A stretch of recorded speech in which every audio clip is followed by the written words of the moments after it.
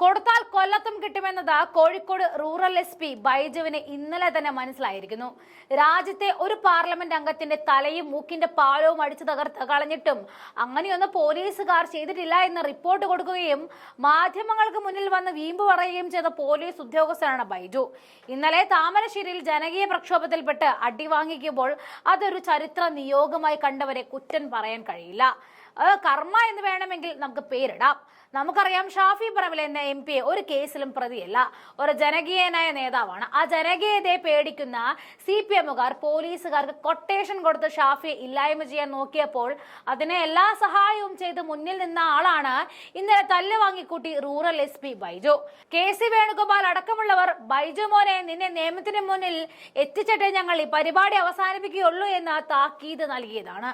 അത്രയ്ക്കും ജനങ്ങളുടെ പ്രതിഷേധവും ഷാഫിക്കെതിരെയുള്ള പ്രാർത്ഥനയും കൂടിയാകുമ്പോൾ പ്രതിക്ക് വയറ് നിറയെ കിട്ടിയെന്ന് മാത്രമേ പറയാൻ കഴിയുകയുള്ളൂ. അതായത് താമരശ്ശേരി അമ്പായത്തോടിലെ ഫ്രഷ് കട്ട് ഫാക്ടറിക്കെതിരെ ഏറെ നാളായിട്ട് സമരത്തിലാണ് നാട്ടുകാർ. 3 പഞ്ചായത്തുകളിലെ ജനജീവിതത്തെ ദുസ്സഹമാക്കുന്നതാണ് ഇവിടത്തെ നിന്ന് വമിക്കുന്ന ദുർഗന്ധമെന്നാണ് ആർക്കും മനസ്സിലാകുന്ന സത്യം. പക്ഷെ അവിടെയും ന്യായമായി സമരം ചെയ്യുന്നവർക്കെതിരെയാണ് പിണറായി വിജയന്റെ പോലീസ്.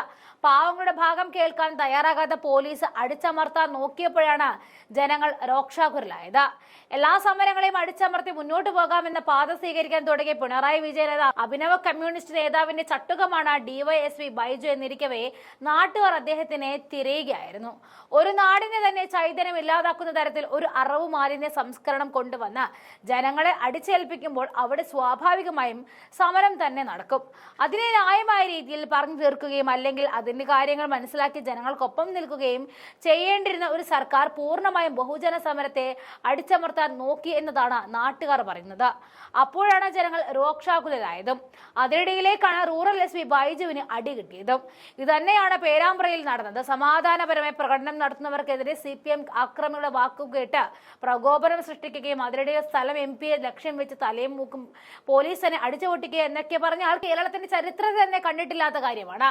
അതിനെയാണ് ഒരു റൂറൽ SP എന്ന ഉത്തരവാദിത്തപ്പെട്ട ഉദ്യോഗസ്ഥൻ ന്യായീകരിച്ച് മെഴുകിയെത്തിയത്. താമരശ്ശേരിയിൽ നടന്ന ആക്രമണ സമരങ്ങളൊന്നും തങ്ങൾ ന്യായീകരിക്കാൻ തയ്യാറല്ല. എങ്കിലും ജനവികാരം അറിഞ്ഞ് പ്രവർത്തിക്കാത്ത ഭരണകൂടവും അതിന് ഗുണ്ടകളെ പോലെയായി അധപ്പതിച്ച പോലീസ് സംവിധാനവുമാണ് ഇതൊക്കെ വരുത്തിവെക്കുന്നത് എന്നുള്ളതാണ് സത്യം.